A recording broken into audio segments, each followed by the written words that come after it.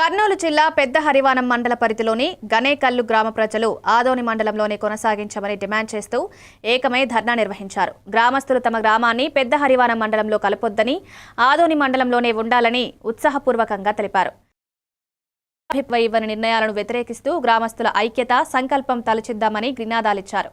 గ్రామ అభివృద్ధి, జాతీయ స్థానిక పాలనలో తమ హక్కుల పరిరక్షణ కోసం ప్రస్తుతం ధర్నా ఘనంగా జరిగింది.